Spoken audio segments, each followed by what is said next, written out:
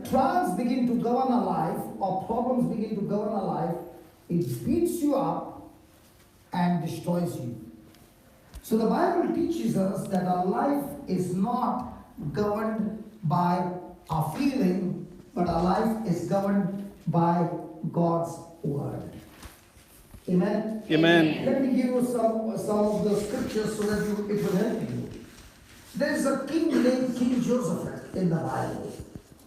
And this King Joseph is a very good king, God-fearing man. And all of a sudden he gets a message that there are 3 kings who are his enemies coming together with a very, very great army. And King Joseph is absolutely no match for them. Okay? And they are approaching, and he doesn't even know that they are coming to attack him. 3 kings with a great army.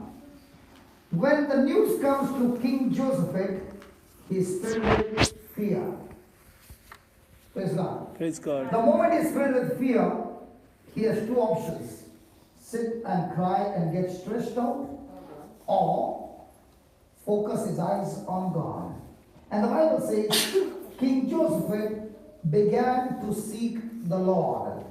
And when he began to seek the Lord, he called all the people and said, let us fast and pray to the Lord. Amen? Amen. My question to you is, if an army is approaching you to attack you and destroy you, is it the time now to fast and pray? Yes. If the soldiers are empty in their stomach, will they be able to go and fight? No. Come on, sister, talk to me. You fast and pray to know what God wants. Okay, so they were fasting and praying. Normally, do you fast and pray when you are about to die? Yes. Yes, praise God. I got one in the house. Hallelujah. Hallelujah. Hallelujah. Hallelujah. So, in the natural human wisdom, that would be the foolishness of man. But man's foolishness is God's wisdom. Praise God. Praise God. He declares a fast, gets the whole army to pray. And as he's praying, there comes a word from God. And the word says that this battle is not yours. You will not have to fight this battle. God himself will fight the battle for you. Praise God. Praise God. How many of you want God to fight the battle for you? Yes. Yes. Come on. Now, will God fight all our battles? Yes. Yes or no? Yes. No. Because for everything in the Bible, there are conditions applied. Yes, there is. If I do not follow his instructions, even though God wants to fight the battle for me, he cannot fight the battle for me. So let us look at the 3 things that were given to King Joseph, the secrets that you must do this and the Lord will fight the battle for you. So let's go to 2 Chronicles chapter 20 and verse number 17, I believe. 2 Chronicles. 2 Chronicles. Chronicles in the Old Testament. Yeah, chapter. Chapter 20 Yeah. and I think verse 17. Let's see. How many of you want God to fight your battles? Everybody. Yes. Now let us check. I like that. Let us see whether God is going to fight the battle or are you going to give the devil a chance to beat you up? No, we're not. No way. Okay, let's check it out. Verse 17. You shall not need to fight in this battle. This is what God is saying to King Joseph. Okay?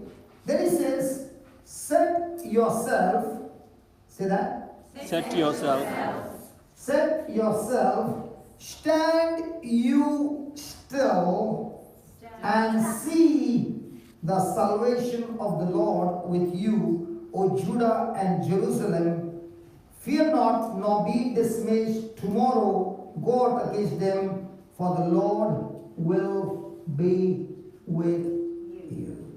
Amen. Now, first thing, set yourself. See that? Set yourself. Now, what is the meaning of the word set? Be in the Lord. Stand in the Lord. What is set? Has anybody ever made a cake with your own hands? I'm not talking buying it from the shop. Anybody who knows how to make a cake? Nobody. Come on, okay, I got one very close by. Okay. You got all the ingredients done, everything is mixed, and now you pour it into a mold. Right? Yeah. Then you put it there, and then you allow that paste or liquid, paste to settle down. So now when it is settled down, it is set. Then you put it into the oven. And when you put it into the oven, before putting, you do all that. Once it is set, you don't touch it anymore. And then you put it in the oven. Does the temperature work on it? Yes. When it is working, you open it and keep on disturbing it. No, you leave it. It is set there. Yes. And when the whole curing period is over, the cooking period, then the cake is ready. If it is put in a round mold, the shape of the cake will always be square. Very good. What will it be? Why not square? Because it always takes the shape of the mold. Is that clear? Yes. Is that clear? Yes. So when you say set, once it is kept there, you don't disturb it anymore. Even when the temperature keeps on increasing, you don't disturb it, right? Yes. Is that right? Yes. Now, in the same way, set yourself, there is an incident in the Bible that one day Jesus was going through Bethany and there was a lady. It's always a lady. Whenever God has to teach us, He will always teach us through a lady. Praise God. So this lady, her name was Martha. She welcomed Jesus to her house. How many of you want Jesus to come into your house? He's always there. Praise God. Hallelujah. Hallelujah. So now Jesus comes to her house, and then she tells Mary, and Mary also sits to listen to the word of Jesus. Hallelujah. Right. So Martha is there, Mary is there. They both have set themselves to listen to Jesus' words. Has it happened to you when you have set your mind to study the word of God and you just open the Bible, you remembered your washing machine? Yes. Any lady got that? Yes. Then you also got the thought about your cooking gas.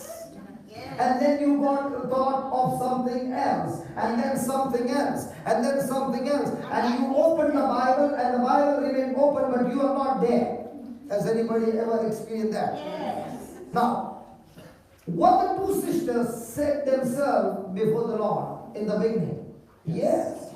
Did Martha remain there? No. No. She left, and she was busy with other activities. Now, when she was busy with other activities, where was Mary? Listen to Jesus. Sitting at Jesus' feet, listening to his words. Now, when Martha is watching Mary sitting there, is she getting irritated? Yes. Has it ever happened that you became too busy with other activities and you saw another sister busy with the Bible and not helping you, and you get... Yes. Yes. Some people in the church, they can work like Martha day and night, but they have absolutely no desire for the Bible. And when they work so hard as Martha, literally sweating, and the other person totally soaked and marinated in the words of Jesus, they get annoyed with those soaked in the Jesus. And they go and complain to Jesus and says, Jesus, can't you see my sister? She's not even coming to help me. And Jesus says to Martha, Martha, Martha, you have cares, too many cares in your head. One thing is very important, and that one thing Mary has chosen, and it will be not taken from her. My question to you is, if Jesus said what Mary has chosen is the most important thing, then my question to you is, how many of us have left everything aside and gone and sat with Jesus to hear His word, study His word, speak His word, live His word, and when you're stuck to His word, you have forced yourself resisting everything else and focused on to Jesus. Yes. Hallelujah. Hallelujah. Hallelujah. And when a person has set himself to the word of God, now depression cannot touch him. Yes. Stress cannot touch him, because he is looking unto Jesus. Give me Hebrews 12:2, please, and we'll come back again.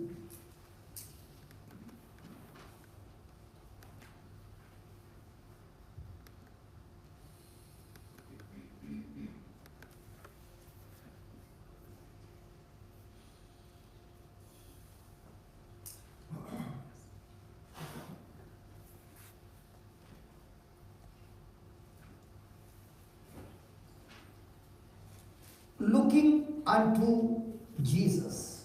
Looking unto Jesus. Now, where was Martha looking? At works or Jesus? Was she looking at Jesus or was she looking at Mary? She was looking at the job she had to do. Hey, was she looking at Jesus or Mary? How many of us get jealous with one another? No. How many of us get offended with one another? No. How many of us get bitter with one another? No. Hallelujah. Praise the Lord. So, looking to Jesus, the author and finisher of our faith. Now, we know that faith comes from the word of God when we keep hearing and studying, and when the word is preached to you, faith comes in. Faith comes when the word of God is preached and the person understands the word, faith comes in. So, who is the author who gives us this faith? Jesus. Jesus. And the one who has given us this faith, He is there in the whole process, and He is also there to help us use that faith till we see the faith manifesting and bringing result in our life. Right. So Jesus is the author who gives us the faith.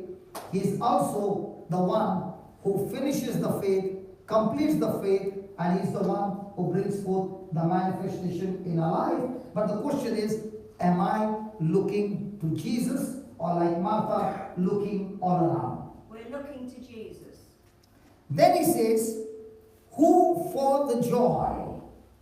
Now, was Jesus having joy when He was going through the journey of the cross? Yes.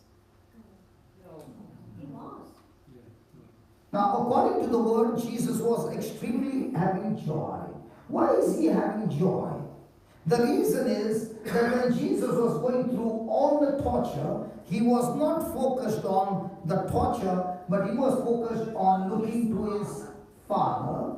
And when He was looking to the Father had promised Him, if He would abide by His word, then through His sacrifice, you and I and all of us would be delivered from our sin and destination called hell, and heaven would become our eternal home, and we would all of us would be adopted in the family of God.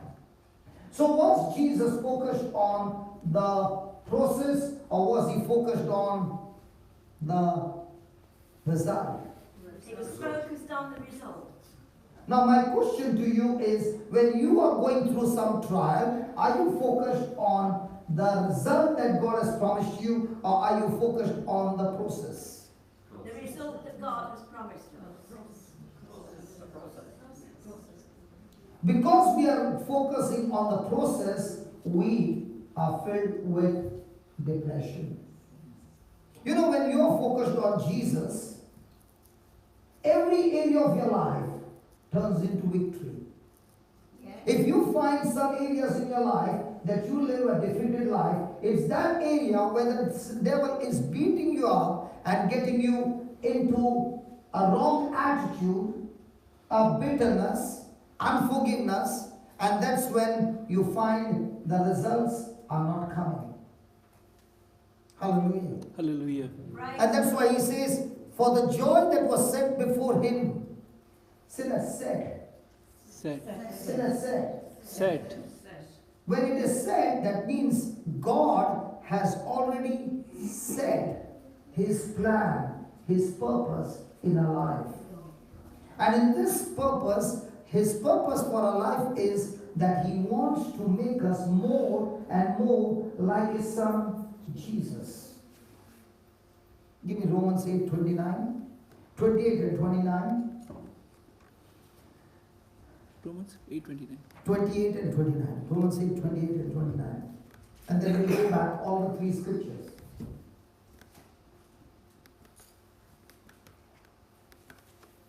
We know that all things work together. If we know that all things work together, even in the bad things, will it work together for your good? Yes. But do we look at all things working together? No. We don't look all things working together, but we look at each thing individually, and now we are stressed. Now when Jesus looks at his life, the whole life, was he having a powerful healing ministry? Yes. Deliverance ministry? Yes. Catering ministry? Yes. Come on. He could multiply the loaves and the fish. Come on. Yes. Did he have a powerful preaching ministry? Yes. Praise God. Did he have a powerful ministry to turn water into wine? Yes. Wine ministry? Yes. He had all the good ministries, but along with the good ministry, there was a ministry of the cross. And in all this, there was life, but the extreme life was the cross. In the same way, God is saying to you, I've given you so many good things, but along with these good things, there are different issues in your life which is coming and challenging you. And when you look at those things, it looks negative, but out of those negative comes the miracle. Just like the woman, she knows that 9 months I'm bearing this baby, but the moment the labor pain comes, the labor pain is actually a signal to the mother that your time has come to give birth to your miracle. Well, I had 5 of them, so I know all about that. Can I preach? Yes. Or you come and preach? No, I've already done it 30 years ago. So praise the Lord. Praise the Lord. Hallelujah. Where was I? Baby. Miracle. So now when a mother is focused on the process called the labor pain and she's stressed out, now comes nervousness, fear, and it affects the baby. But the same mother is saying, I've been waiting patiently for 9 months, and this is the time. I'm all excited. And she's only focusing on God and the baby whom God has planted in her womb is going to come out. When her focus begins to change, she's filled with joy to bring that baby into this world. And in the same way, the Lord is saying that the day you begin to understand that all things work together. When you make a gravy, you put ginger, you put garlic, you do put a little of chili, might be, praise God, a little of pepper, a little of salt, and all these things. And when they are cooked together, the gravy becomes tasty. In the same way, in our life, there are different ingredients of people. Some might come to you like salt. Some might come to you like pepper. Some might come to you like garlic, and some might come to you like ginger. But these people, unless they come into your life cannot become tasty. Because of these people coming into your life, God is able to teach us and train us how to have a right attitude even under pressure. When was Jesus' love tested to the maximum?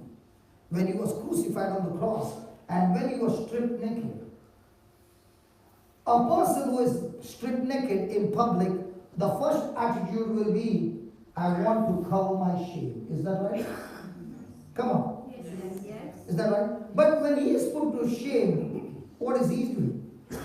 Extreme love comes out of his mouth. Extreme love comes out of his heart. And he says to his father, Father, please forgive them. Do not hold a sin against them, for they know not what they are doing. Now, was this love in Jesus? Yes. But when did this love come out? Under pressure. Has God given us His Holy Spirit? Yes. Has He poured that love into us? Yes. And when will that love come out of us? Under extreme pressure. And that's why you find people, difficult people who cause pain and hurt coming into your life. And God is saying that I work all things together for good. Now, let me give you an example how this works. When I traveled in your train, it was so beautiful. And I loved your train. But if you come and travel in my train, you will faint. The first thing, you'll not be able to get into the train. Because looking at the crowd, brother, if possible, can you just show them? Just try to find and show them. Just show them. Praise God. It's good to see. So that you will understand your mindset in your life, because you have been growing in that atmosphere. Okay? Your mindset is, I can tolerate up to this much. After that, I cannot tolerate. But the atmosphere that we have been built in is an extreme, tough atmosphere where our mind has been trained to take that pressure and still be at peace. Hallelujah. Hallelujah. Hallelujah. The problem with us is when somebody introduced Jesus to us, they said, come to Jesus, He will solve all your problems. Come to Jesus, your life will become beautiful. Come to Jesus, you will be filled with love. All that is true. But nobody said, come to Jesus and the world will hate you. Come to Jesus and the world will persecute you. Come to Jesus and everything will come against you. Come to Jesus. You will face more tribulations than before. But the good news is, in the midst of this tribulation, Jesus will not forsake you. He will not leave you. He will be with you. In the midst of those tribulations, He will teach you, and He will teach you how to overcome and turn that into victory. Amen. Come to Jesus, and He will make your life uncomfortable. Because He's not interested in comfort. He's going to make your life uncomfortable, because in the midst of that uncomfort, He will teach you the right attitude that will build up your character. Come to Jesus and He will give you happiness. That's wrong. Come to Jesus. He's not interested in your happiness. He's interested in making you holy. The more and more you turn into holiness, the more and more happiness will follow you. The more and more you build your character, the more and more comfort will follow you. Are you following? Yes. Our attitudes or our focuses are wrong, and that's why our expectation goes wrong, everything goes wrong, and now we are in pain. Our God is a God who not only uses the good stuff, but He uses extreme bad stuff also for your good and to build up your character. Let me give you an example. Moses one day saw that an Egyptian was beating up a Hebrew.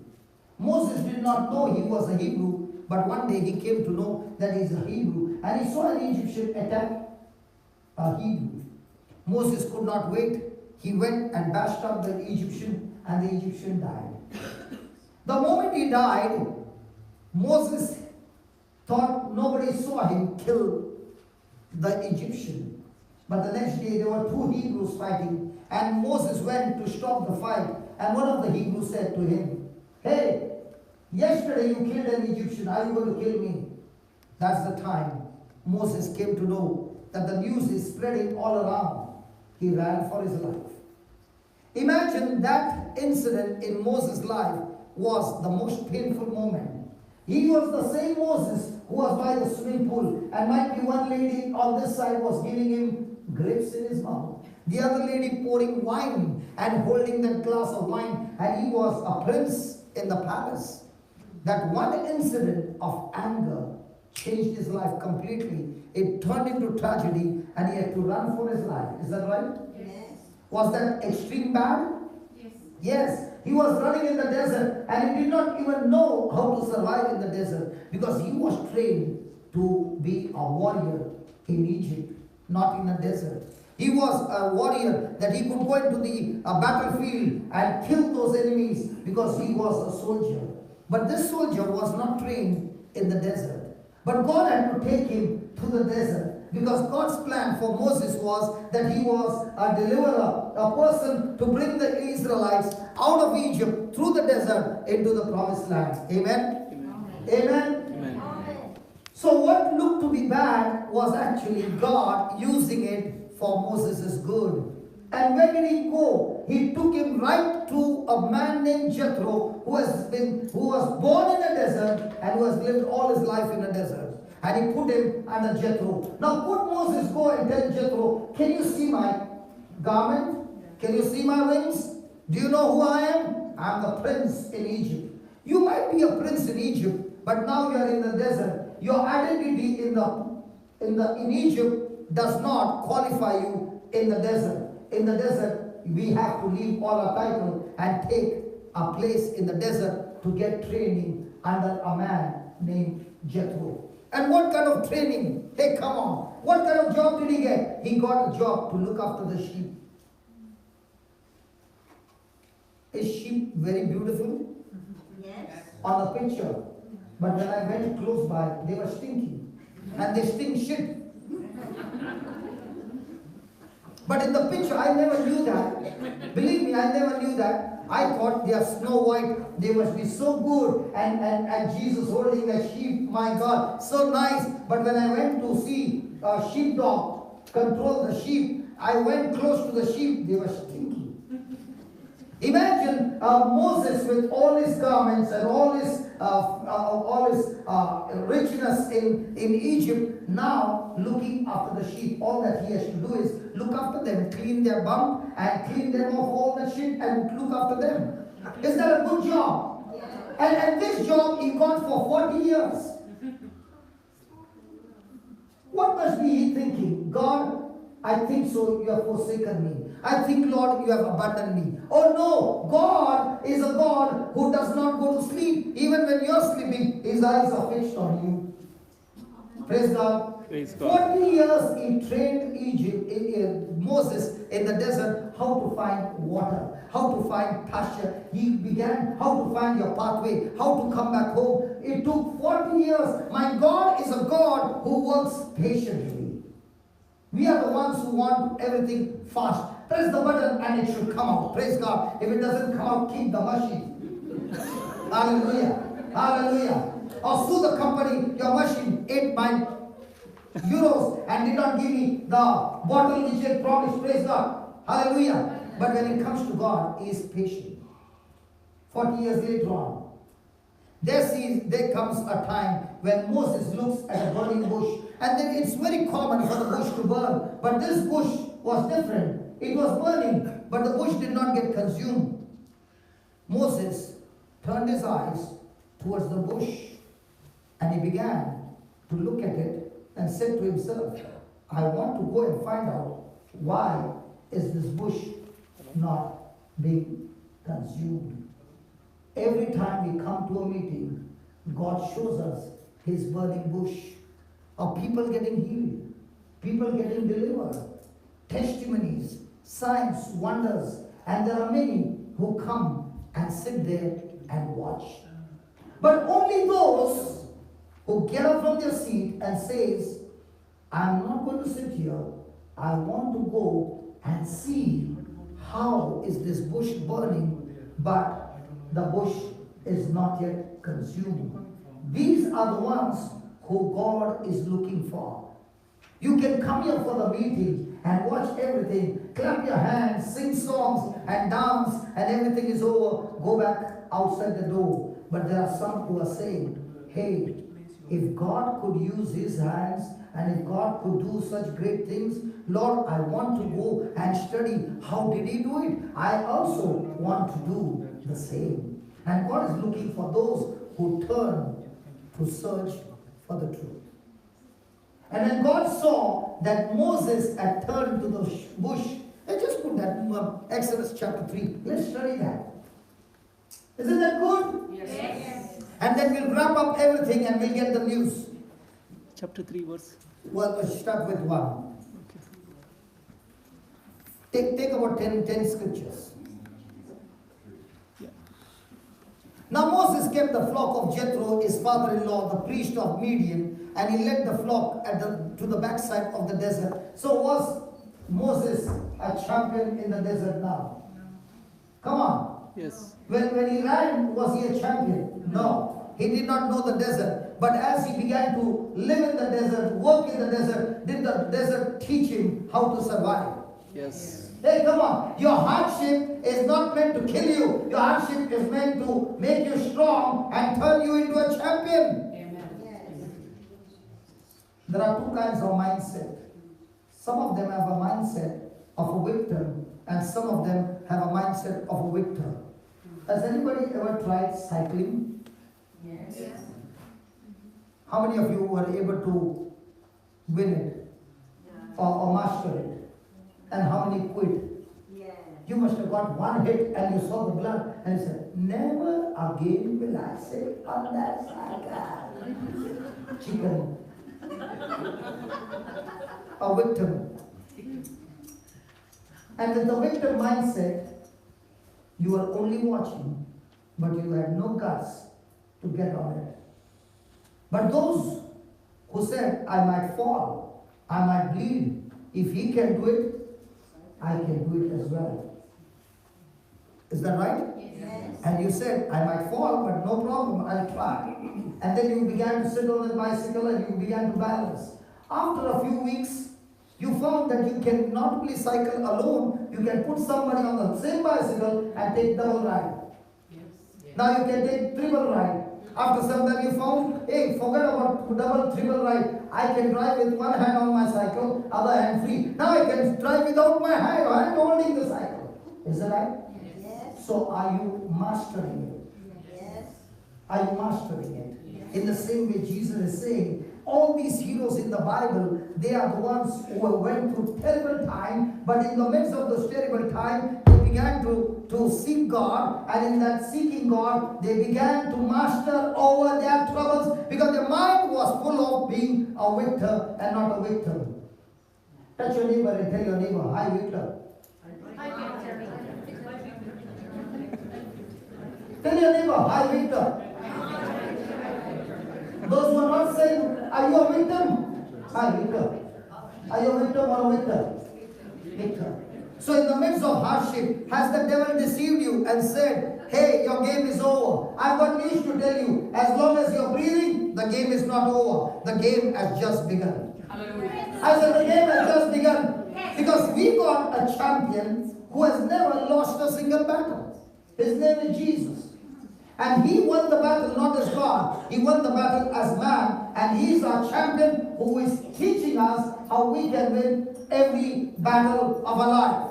Amen. Hallelujah. Hallelujah. So are you going to go through some hard training? Oh yeah. Yes. Are you going to go through some preparation? Oh yeah. But when the day comes of the battle, all that we have learned, are we going to put it into practice? Yes. And only those who put it into practice are the ones who go reach the finishing line.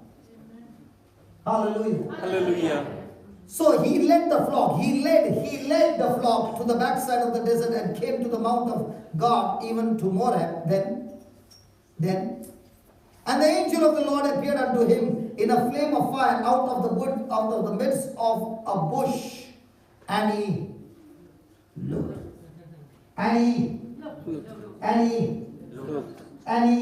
Looked. When you come to a session like this and you see the signs and wonders, how do you look? when Moses looked, he looked beyond the bush burnt with fire, and the bush was not consumed. Was he taken up by surprise? Yes. Hello, was he taken up by surprise? Yes. It was extremely common that the bush would burn in the desert. But this time, he saw the bush was burning with fire, but the bush was not consumed. It is very common that people pray, but there are times when people pray and they see amazing signs and wonders and they say, hey brother, I've prayed all my life, but I've never seen this. This is the burning bush.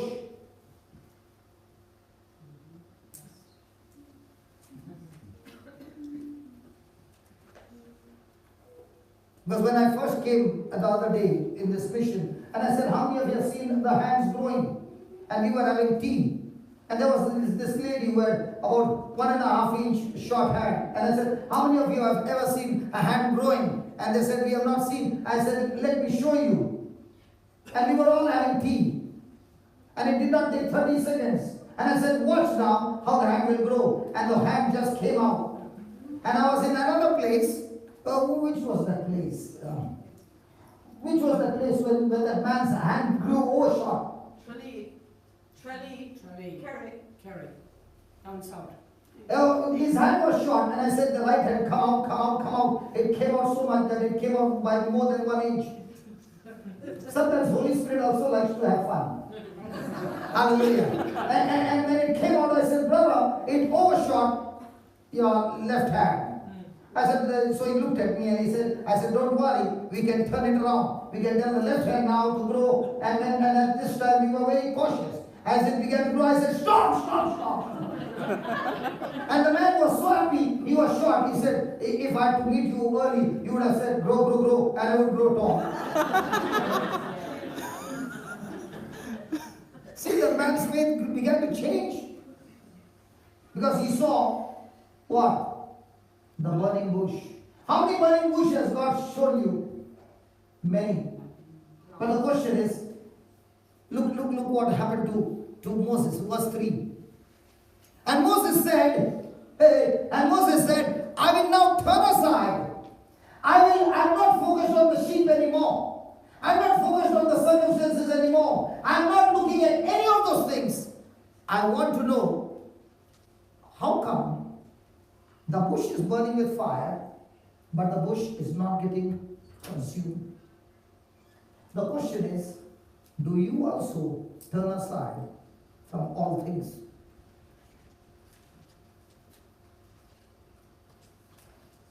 Can you read that? Moses said, I will now Turn aside. Turn aside. If this burning bush that God is showing you is not making you turn aside, then you just missed your opportunity for God to take you to your assignment.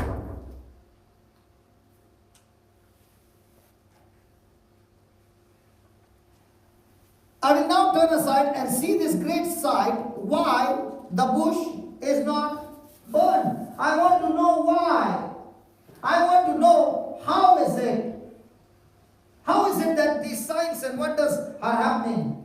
How is it that this person got healed? How is it that this person got delivered? Hallelujah. Hallelujah. Just next one. And when the Lord, hey, come on, put that. Watch that. And when the Lord Saw. And when the Lord Saw. And when the Lord Saw. so what? Turn aside to see. Hey, come on. When you come here, is the Lord seeing you? Yes. Might be you don't know that the Lord is seeing you, but the Lord is seeing you. So when my sister is saying, come on, shout, she's shouting and she's telling you, come on, turn aside from your situation, turn aside from your stress, turn aside from your fear, turn aside from all those things. And when you follow what she's saying, God is seeing that you have turned aside. And if you never turned aside, then God saw that I gave this person an opportunity, but this person is not all interested in what I want to do in his life. He's only interested in his own desires.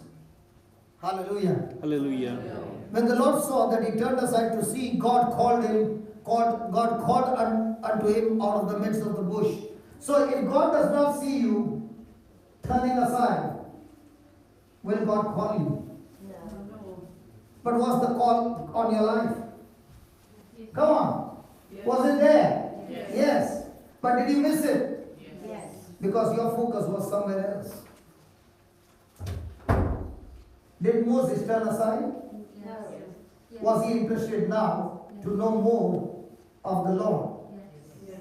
What are you interested in? The Lord. The Lord or the blessings? The Lord. Hey, come on. The Lord. Hey, come on. The Lord. The Lord. Do you now understand? Yes. Every action of yours, everything that is going on in your heart and mind, the Lord is watching you. And when He sees that you getting hungry and hungry for the Lord, He's saying, that's the one I'm looking for. He's not looking at your qualification. He's not even looking at how much mess you have done. He's not even looking at how many mistakes you have done. He's not even looking at the troubles and what people have hurt you and what people have done to you. He's looking at you right now as a brand new chapter of your life. He wants to start a brand new story in your life. And that's what He was looking to Moses. 40 years. 40 years in the palace, 40 years in the desert, and now God is saying, hey Moses, because you are interested in knowing, let me reveal myself to you. Wow. Will the Lord reveal Himself without a person interested? No. So is God watching your action now? Yes. So are you interested in who is thinking what about you? Or are you interested in what is God thinking about you? Yes. Which one? Praise God. So, God called him out, God called unto him out of the midst of the bush and said, Moses, Moses. And he said, here I am. And he said, draw not near there. Put off your shoes from off your feet, for the place whereon you stand is holy ground. Is holy ground. Yeah, how can it be holy, man? The sheep were all there doing what? What does the sheep do? The poo. Hallelujah. The place was all about poo. And it was stinking poo. But the moment God shows up, the place becomes holy. In the same way, when God shows up into your heart, your life would have been the whole life of poo and poo and poo. But when Jesus walks into your life, He turns that poo into a holy ground. And from now on, everything in your life begins to turn into holiness. Praise the Lord. Praise the Lord. Praise That's why, a person can come with the latest perfume and put all around. And when he's walking, or she's walking, they will say, she smells so good. But is it possible the heart is full of poo? Yes.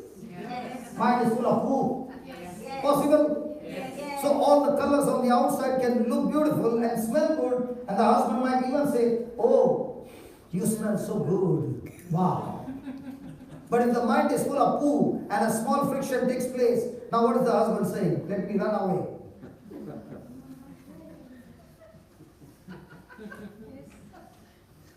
Hello.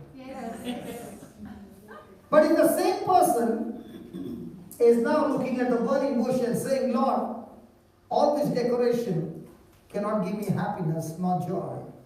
My happiness and my joy comes from you. It doesn't come from my husband. It doesn't come from my children. It doesn't come from Euro. It doesn't come from my job. It doesn't come from my body. It doesn't come from anywhere. My joy comes from you because you alone are the source of my joy. Now, will you be seeking the Lord or seeking everything else? Seeking the Lord. Now when you start seeking the Lord, will He teach you like He taught Moses and make you the deliverer? Yes. Will He equip you? Yes. Will you have to go through the training? Yes. So isn't the Lord saying to each one of us that Moses did commit a murder, he did commit a mistake, he was frustrated, he was angry, he was bitter, he was going through all this, but when he saw the burning bush and he began to seek, and God saw his heart, that he had a heart to deliver his people, he had a heart to set his people free, but his method was wrong.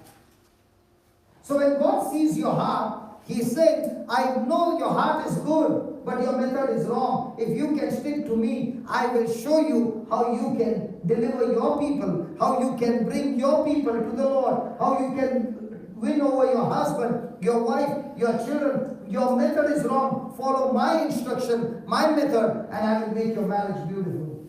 Amen. Because we are well trained of the burning bush of the world. It's a fake.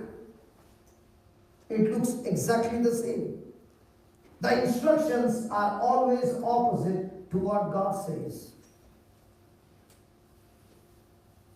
But when we follow God's instructions, He uses those instructions to manifest His glory.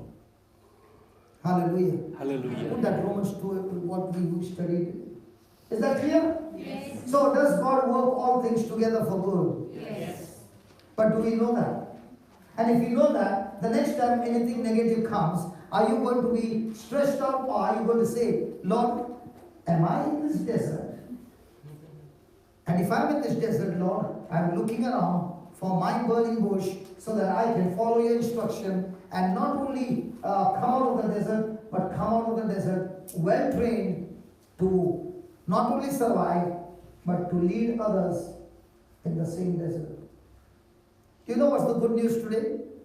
The good news is, whatever trouble you were going all your life, that's your desert. And God is looking at you. Are you seeking Him? And when you're seeking Him, He will teach you and train you in the same desert, and you will find now people coming in your life having the same kind of problem that you once had, and now you will be sharing your testimony and saying, hey, I've been in a much deeper desert than that, and look what the Lord has done. He has not only brought me out, He has equipped me, He has trained me, He has made me a champion, that I can teach you now how you can come out of your desert. Anybody having problems? Yes. That's the good news. Your problem is where your ministry works. You'll get people of the same kind. And you'll begin to wonder, hey, how come I've got the problem and they come and tell me the same problem? Now, do you have the solution? No. You have the solution because the Lord has trained you and brought you out of your problem because you followed His instructions. Was Moses a man after seeking God? Yes. Was he all the time following God's instructions? And because he was following God's instruction, was God glorified? Yes. So, the very problem that is threatening you, that is going to kill you, will not that same problem become your masterpiece, that everything changed from then on? In my life, when I lost my whole factories, 7 of them, I lost my house, I lost everything, and I came on the street, and there was no money to eat food, no house to stay. It looked like at that time everything was lost. But I did not know God in His master plan turned it around. Now, did God take it away? No. It was my own choice to live my life in the club, to live my life in sinful life. My own wrong decision, wrong choices took me on the wrong path and destroyed me completely. Hallelujah. Hallelujah. When I changed my ways and followed God's instruction, He not only trained me, He not only brought me out, but He began to teach me how I can come out. And once I learned how to come out, I can teach others now the same secrets of the kingdom of God, and when they begin to practice, they come back and say, hey, it works. It always works. Praise the Lord. Hallelujah. Hallelujah. But the world is all the time giving us knowledge of the world.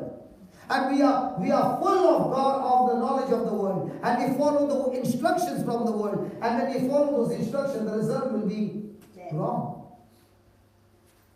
One of the classic way to understand is we follow the lady from the GPS. Do we follow her? Yes. But if she's giving wrong information, where would you reach? In a wrong destination. So just ask a question to yourself. Every day I'm receiving knowledge. Is that knowledge from the Bible or from somewhere else? Is it aligning with the Bible or contradicting to the Bible? And if it's contradicting to the Bible and you're receiving that knowledge every day, more and more, my friend, you are going to go deeper and deeper into the desert where you won't be able to come out. But if you're following God's instruction, your season will change. So every act of obedience shortens my distance to my miracle.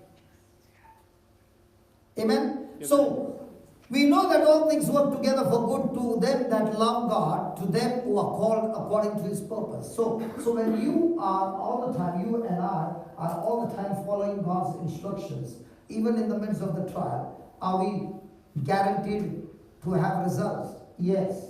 Are we going to follow? Are we going to see victory? Yes. But before we see the blessing and the victory, we will also discover. Say that, discover. Discover. Say that again. Discover. Discover God's calling and purpose. When I lost everything, I was not the person who would go to church. I never knew. I had nothing to do with God. My God was the world. But as I began to follow His instructions, the first thing that happened was, He got me out of my pit. But I did not even know that as He was bringing me out of the pit, He was growing in me His purpose and showing me in small bits. And as I began to follow those instructions, the picture began to become clearer and clearer and clearer. And there came a time when I began to discover that the purpose that God had chosen for me was to go and preach the gospel. He gave me a purpose where I had to deal with alcoholics, drug addicts, prisoners, murderers, and all these people. So when I found that God had anointed me to minister to these people and get amazing results, that's the time I discovered, if I can get results with the alcoholics and drug addicts, what about you people? Praise the Lord. So did I choose? I did not choose. I discovered it. When did I discover? When I began to believe all things work together for my good. Hallelujah. Hallelujah. Hallelujah. Hallelujah. Do you put salt in your food? Yes. What if you take the salt separate and keep on chewing the salt the whole day? What will happen? You'll die.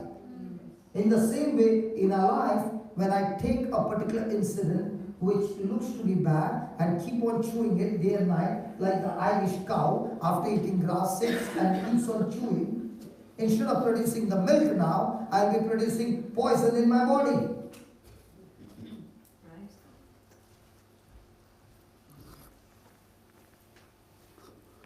Praise God. Look at the next line. This is what God is interested in. Look at this.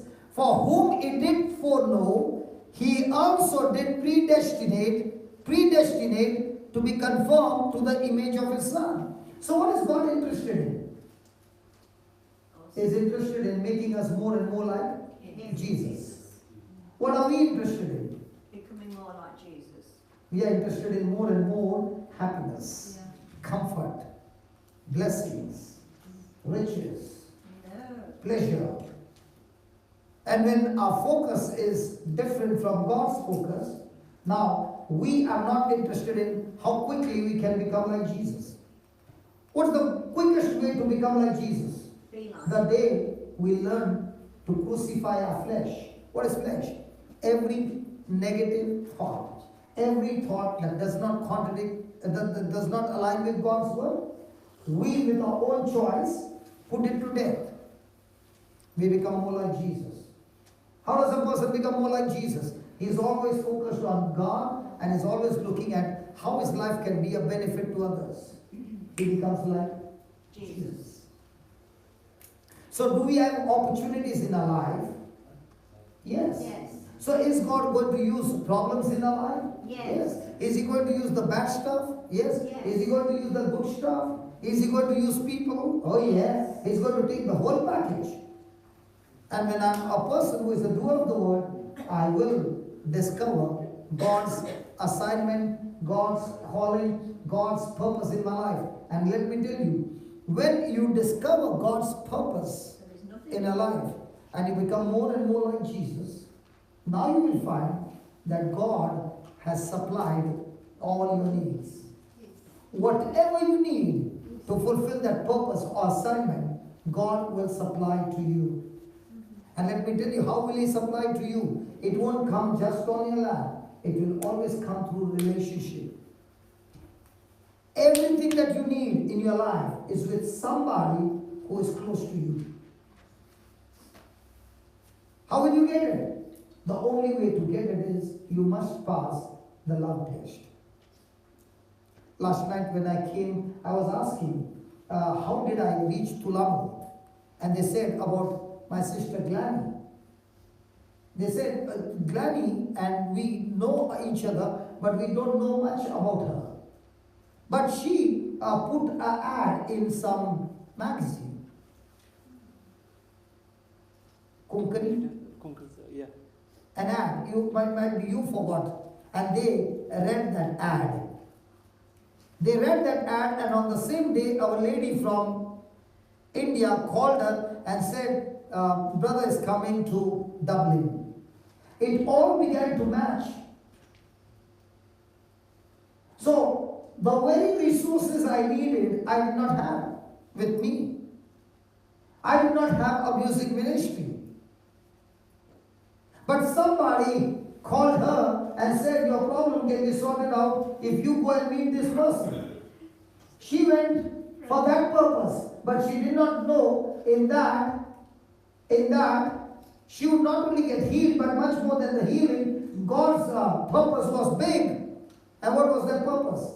That she would come and use a gift and talent in a ministry. And now when she was there, my brother Aman said, listen, you can sing, you can play music, but that's not enough. I want you to take this picture and make a song. And she said, no, I'm not anointed to do that. And he said, no, you are. And she began to write. Now today we sang those two songs. The Spirit of the Lord is upon me and Freedom. Now were they God's anointed songs? Yes. Now did she understand what she was writing? Yes. Now when she's singing, is it effective? Yes. Now what has started in a small way, I'm so sure. How many of you know that she's pregnant with twins? Just take a...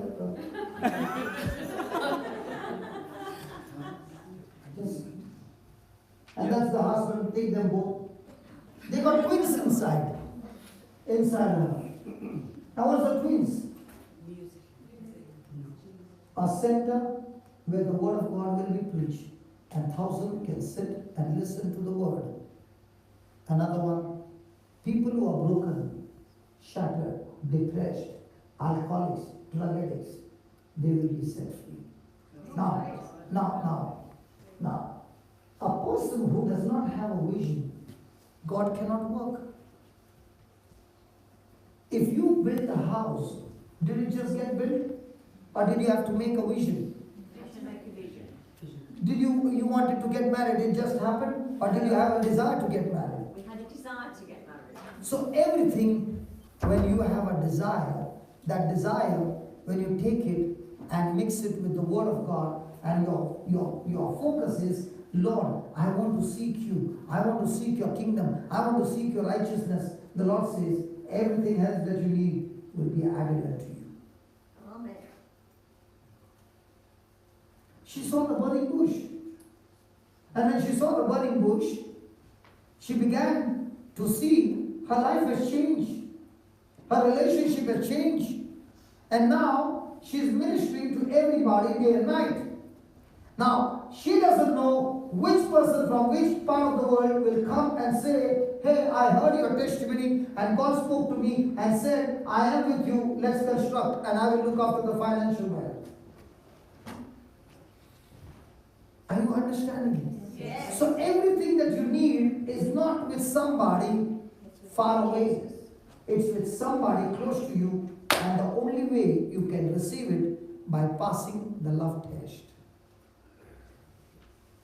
And that's why every day we see battles in relationship. And people who get bitter in their relationship lose what God had planned, and all their life they remain without the resources. Because the very people who are supposed to bless them and take them to God's destination, they have fought with them, they have retaliated, and that unforgiveness has kept all those resources away from them. Let me give you an example. Saul was a king, is that right? Yes. He disobeyed God. Did God choose David? Yes. Was David God's first choice? No. No. Saul was God's choice. But because he disobeyed, God chose David. Now was David supposed to go to the battle and get victory for Saul? Yes. Did Saul get jealous? Yes. The very person that God had chosen for Saul to bring blessing on his life and for his generation, Saul got jealous. What did he do? He tried to kill him. Because he tried to kill him, David had to run for his life. Now was David fighting for Saul? No, no. So when the enemies came to attack Saul, was David there? No. So what happened? Saul, because of his jealousy, lost David, the man whom God had chosen to defend him, protect him, and bless him. Now Saul lost everything. In one day, every member of his household was killed, except for one handicapped child. And what happened to Saul? He went and committed suicide. Now was that God's plan? No. Because his jealousy in relationship cut him off. My friend, when you cut off somebody in your relationship, you do not know that person God had kept in your life in the future to take you to your next destination. Now you might be saying, but he is not a rich man. He doesn't have any riches. He doesn't have this. He doesn't have that. Why do I need him? Listen, for Joseph, a prisoner became a blessing, and it took him to the palace where Joseph became a governor. We look at people based on titles, resources, and all those things. But in God's kingdom, God can use a beggar to take you to your palace. If God could use a prisoner to take Joseph to the palace where he was able to interpret the dream and become a governor of Egypt, even if Joseph had to work all his life, he can never become a governor. But when he passed the relationship test, every time somebody did wrong to him, he passed the relationship test. He kept believing that God, you are the God who works all things together for good. You are the God who is building my character, and my character is built under pressure. My potential is built under pressure. Hallelujah. And when Joseph continued that, there came a time when he had an opportunity to interpret the dream, and he interpreted the dream, and along with that, with the wisdom of God, he gave solution, strategy, how he can turn the dream into a jackpot blessing. And when the king heard it, he said, I cannot find a man with such wisdom in my kingdom. From now on, you are the governor of Egypt. What surprises me is the Egyptian master, Joseph's master, was in the palace. He was the king's bodyguard. That means he's so close to the king. But Joseph is a manager in the Egyptian master's house. His master has influence with the king. But did God use the master to take Joseph to the palace? No. No. Even though he had an influence, he did not take him there. The person who is extremely not possible, he took a prisoner. And that's why it's very important that every person coming into our relationship, you never know which one is the one that God has chosen to take you to your palace. And what do? Whatever God is putting in our life to take us to the next level, we quickly get into bitterness, we get into jealousy, we get into fights, we get into unforgiveness, and the person who was supposed to take me to the palace, I have fought with that person and have destroyed God's purpose in my life. Can you just think?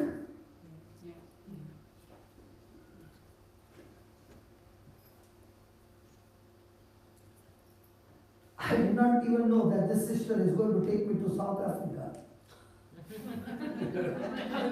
Are you understanding? Yes. When I sit quietly and I keep joining the points, the dots, every mission I come, my job is to come here and pour out everything that God has given me freely, not expecting anything from anybody. And when I'm back on my flight, I will sit and start reflecting. This dot has got this dot. This dot has got this dot. This dot has got this dot. And when I look at the picture, I find God, the master plan, is falling in its place in different ways. And now the picture starts opening. That's even Amal, Brother Amal, I've got nothing to do with him. Okay? His father brought him for the meeting. I don't know Amal, I've never seen him in my life. So his father brought for a healing. And when he came in the morning, I told him, I cannot pray over you. Sit down and listen to the word. And he sat down from 9:30 to 3 o'clock. At 3 o'clock I said, okay, now come, let's pray. And his back got healed. Praise God. Now, did I think that this man who has come is going to take me to Ireland and I keep him waiting from 9:30 to 3? Now, let's say I had to pray for him at 9:30 and he got healed. Do you think he would have been touched by the word of God? No. So when he got the word of God and he saw how the word of God works, he came back and he called me and said, come to Ireland. I said, I'm not coming. Because I want to go to Africa. And I said, I'm not coming to Ireland. And it took 4 years, he kept calling, and I said, no, till his father came and started a small Bible study, and some people got healed. His father comes to my meeting in India. His father is also preaching the word of God. So his father started in a small way and he went. And now Brother Aman called up and said, hey listen, my father planted the seed and they're already sprouting. I'm looking for somebody who can water the seeds. Don't you think God has called you to water the seeds? Yes. And I started crying and I said, I will come. I did not know I'm still watering the seeds that his father planted.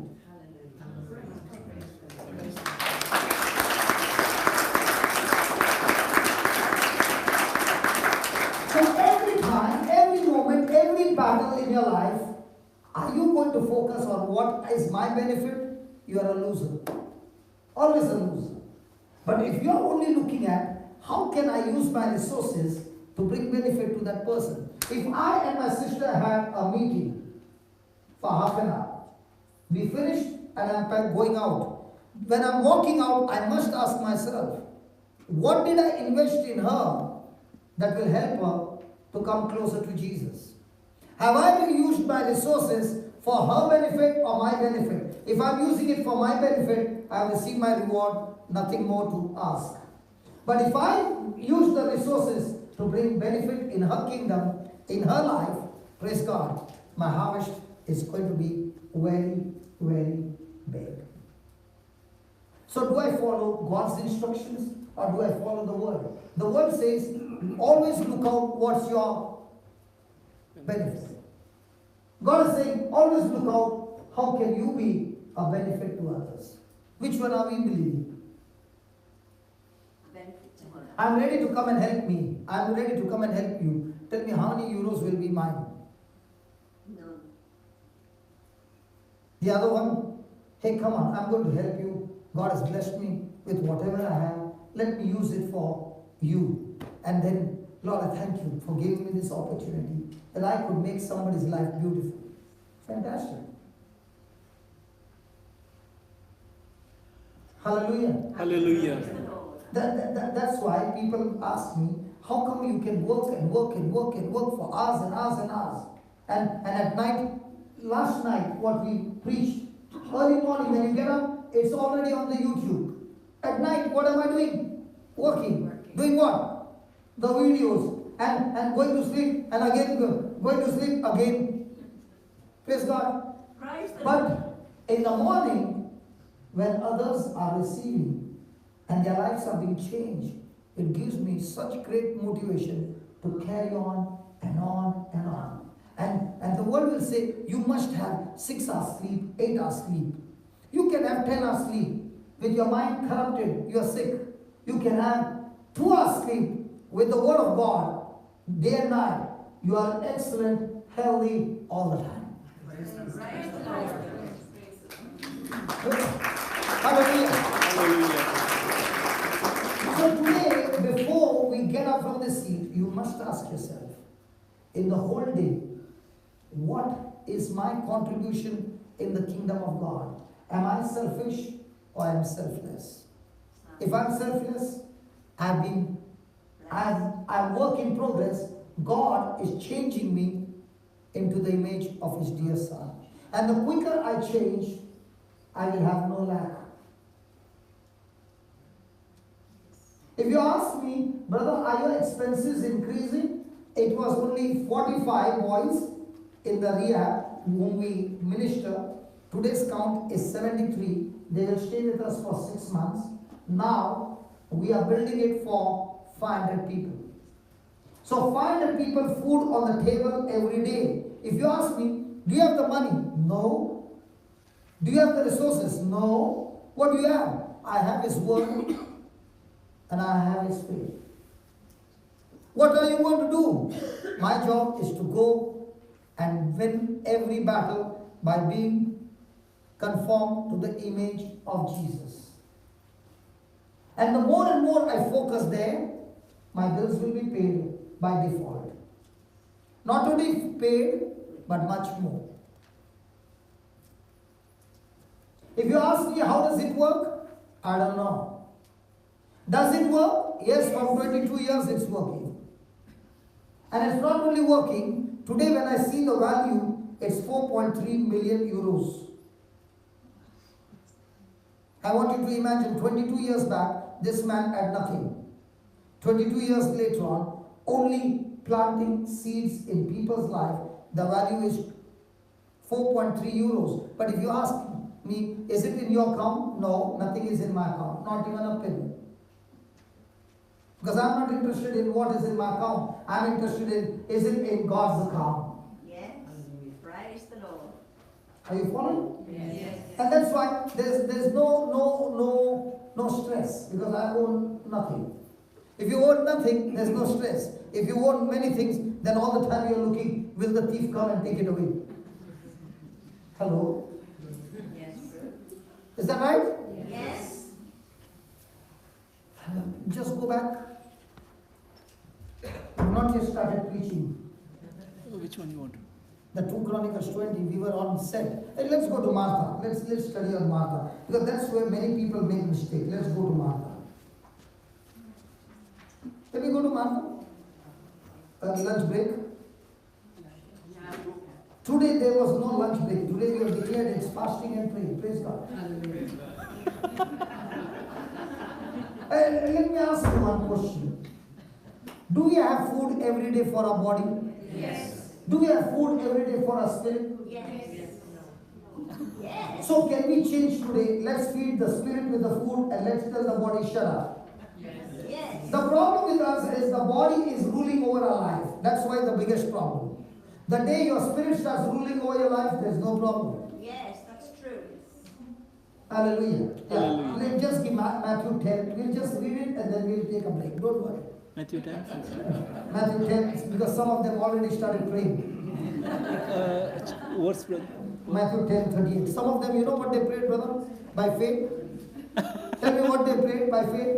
Lord, please give us a break. Let him give a lunch break. No, they prayed, Father, let me say grace before me. That's faith. That's faith. Whether he gives a break or not, I'm going to say my grace before meals. Because when I'm saying grace before meals, I'm believing that I'm going to eat my food. Okay. And Jesus said, he that taketh, oh sorry. Luke 10:38. I'm so sorry.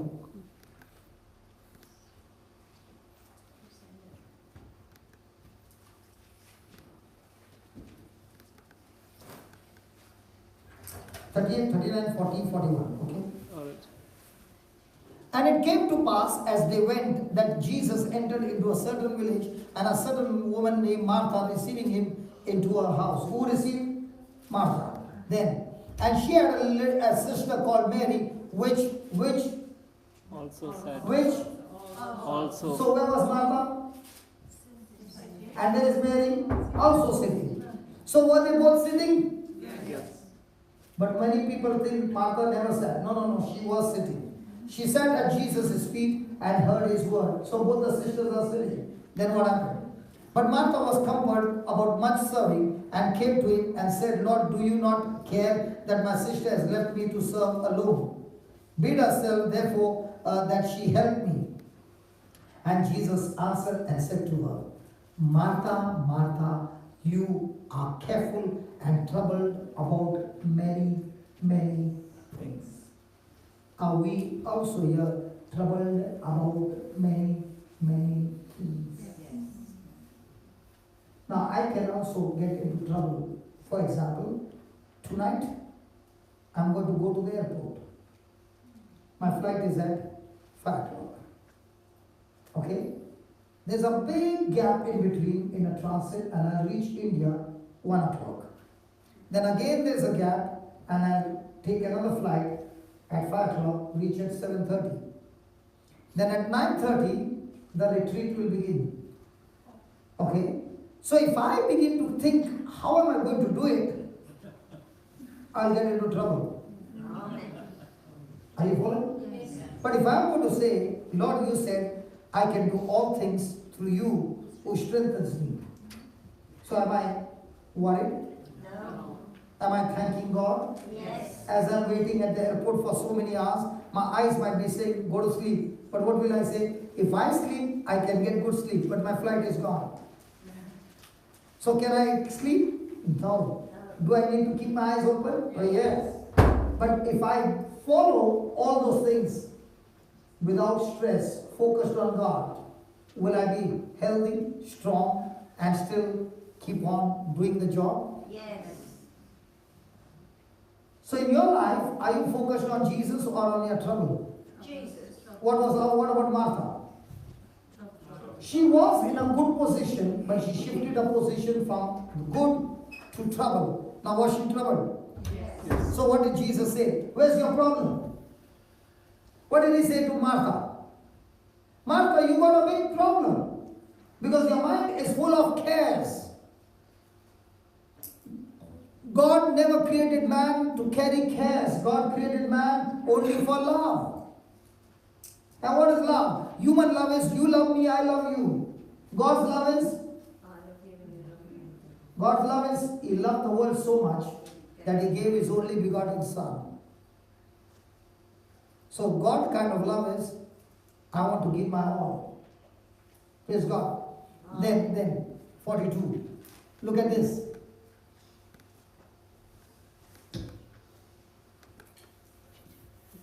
But one thing, say that one thing. One thing. Again. One thing. One thing is needful. For everybody, one thing is Needful. Who said? Jesus. Jesus said. If you're going through some stress, if you're going through some problem, Jesus is saying, one thing is Needful. And what is that? And Mary has chosen that good part which shall not be taken away from her. So what was the good part that she chose? Sitting by the feet of Jesus. And listening.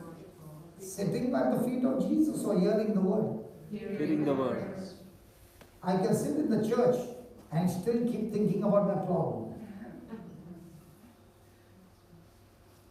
Hearing the word.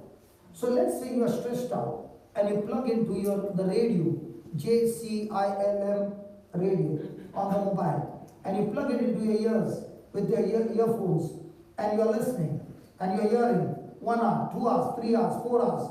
Is Jesus saying you are doing a good thing? You are doing a needful thing. So if you follow this every day, will this needful thing that you are doing get you out of trouble? 100%. 100%. I'll tell you why.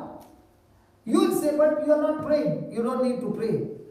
If you are hearing the word that is being preached, and you are hearing it, and you are hearing it, and you are hearing it, and you are understanding it, that understanding will bring faith. Now, faith moves mountains. He never said prayer moves mountains. You mean to say I should not pray? Listen, there's a difference between praying and faith. Faith is when a person is believing in God's promise. Prayer can be filled with fear, worry, and also faith. So prayer is nothing but a hardener. If I want to stick something, I take 2 tubes, a glue and a hardener, mix, and then I put it. It becomes very strong. So faith comes from the word, and now that I've received the word which I'm hearing, on what I heard, I'm making a corresponding prayer. Now, will that make strong, extreme strong faith and victory? Yes. But I'm not hearing the word and I'm praying. Now, am I praying by faith or worry? Worry. Is it going to bring destruction? Now that I'm praying with worry, it's going to destroy me much faster. Why? Because life and death is in the power of my tongue, and I'm speaking all the negative words against my own life, and I'm bringing more destruction.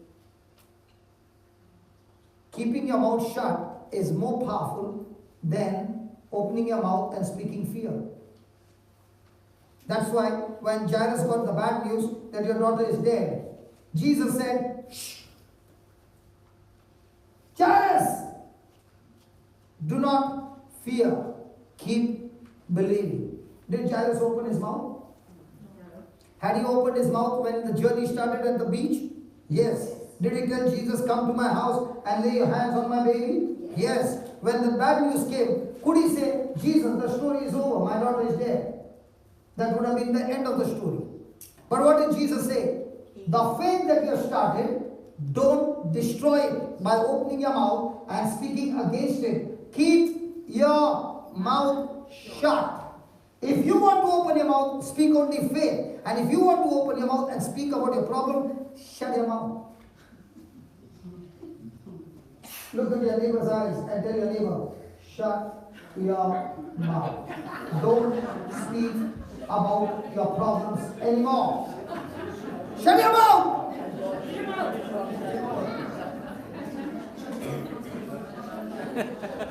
Don't speak about your problems. If you want to open your mouth, if you want to open your mouth and speak only faith. Hallelujah. Hallelujah. Listen. We can laugh, we can joke it, but that's the principle.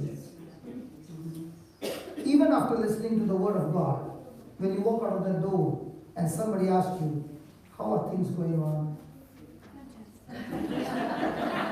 Not too bad. Now what did you do?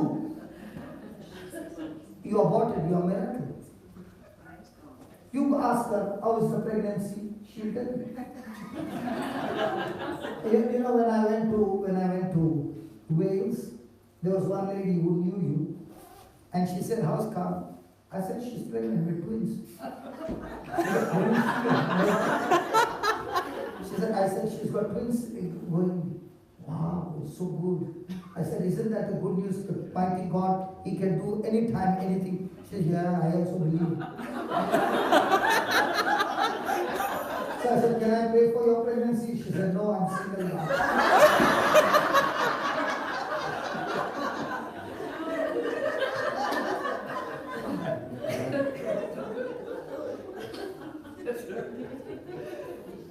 She's blushing. I'm just thinking of the shock she went into when she heard I was pregnant. Why she shouldn't even go through shock?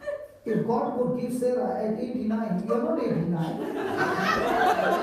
And he's not 99. Look at him young and strong. Look at him young and strong. Why do you think she was amazed? I'm sure she was amazed because she was looking at the physical. She wasn't. I was also talking about something physical along with that.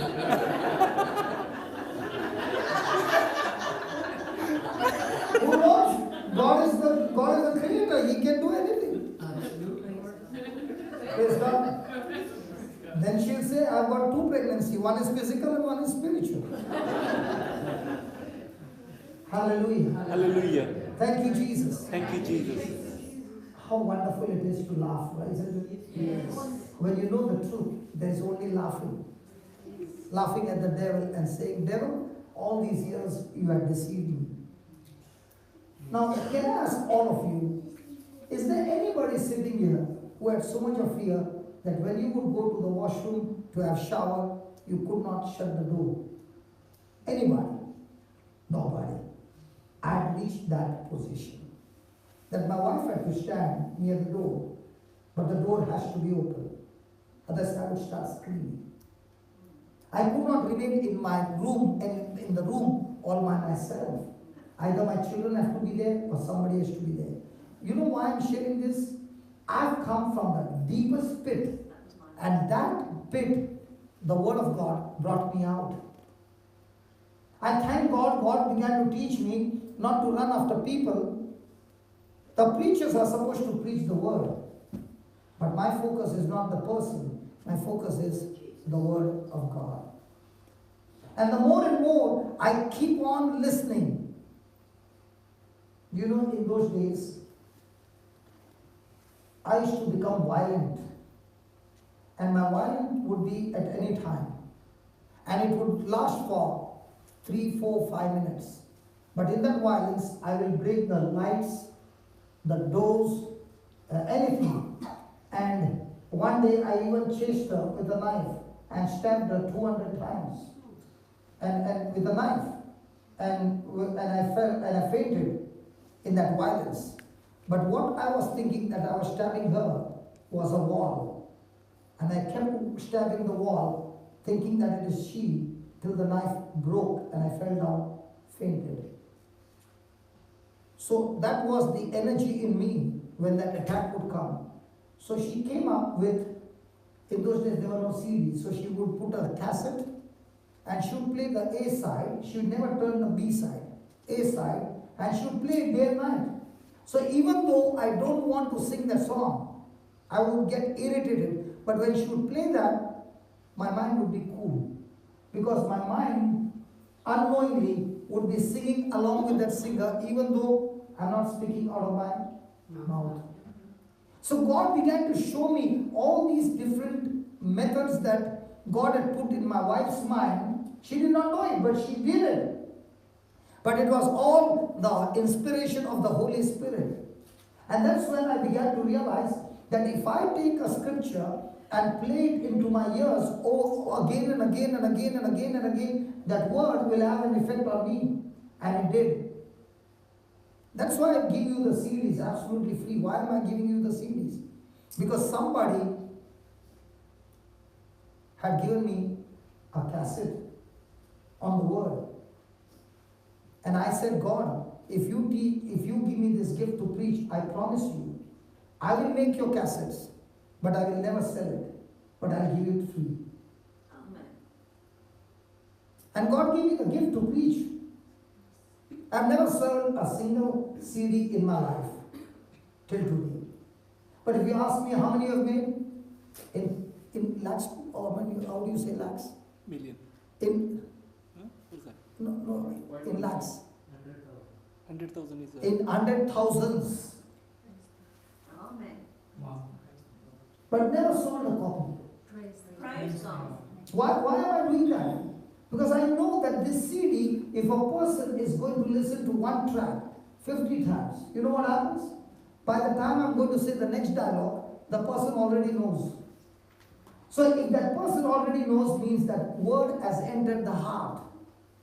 And once the word has entered the heart, the Bible says the issues of life flows out of the heart. So if the heart is full of God's word, my attitude will change. My behavior is always based on my attitude. And that's what Jesus is saying. There's only one thing needful. And what is that one thing needful? That Mary has chosen. What? To hear his word. Any kind of problem you have, any kind of problem, keep hearing God's word. It's a seed. And if you can keep on hearing that God's word over and over and over and over again, that word will not only bring you out, that word will destroy the work of the devil in your life and turn everything in your favor. But the problem is, I am supposed to labor and force and fight against my thoughts to hear his word. The devil has no problem when you sit here and listen to the word. The devil has no problem if you travel 200 miles and you come here and listen to the word. He has no problem. But the moment he has no problem if you're writing those notes. But he has problem when those notes are recorded on audio or read over and over again and you plug it into your ears, now he has got problem. Because the moment it goes out of your mouth, enters your ears, that word is a seed. It starts getting planted, it starts getting watered, and those seeds are God's incorruptible seeds. It will go and destroy the works of the devil. If you want to get out of depression, it's very simple. Plug your ears with that CD, one track, listen to it, the same track, for 1 week, 2 weeks, 3 weeks. Don't even pray, don't pray, just hear it. That hearing itself is your prayer. Now you will find that there is no more stress. You are getting wonderful sleep without sleeping pills. Why? Jesus gives us the answer. There is only one thing needful. And what is that one thing needful? That Mary has chosen. What? To hear the word that Jesus was preaching. So if you got the CD, you got the CDs, right? Yeah. Yeah. You have brought the CDs. It's free. Absolutely free. We can do everything for you, but we can't play the CD for you. And if you say, I don't have a CD player, no problem. You have a mobile, go to some computer shop, catch hold of somebody and tell him, I want you to transfer the CD into my mobile. Now you can hear it from your mobile. And if you say, I don't have a smartphone, are you able to give the doctor the bills? Yes. So go and buy one smartphone and become smart.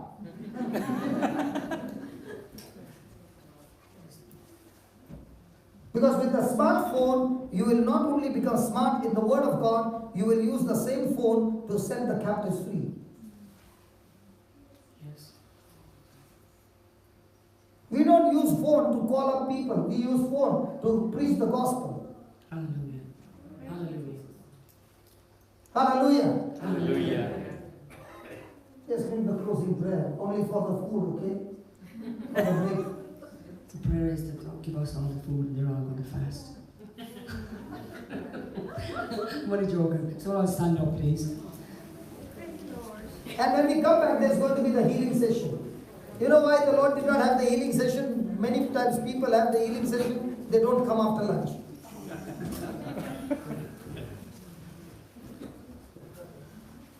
So Father in heaven, we thank you for this beautiful day, this beautiful gift, for the hearing of your word that sets a fire in our heart, that sets us a light to go out now and carry that light to everybody we meet, to die to ourselves completely, to let you shine, Jesus.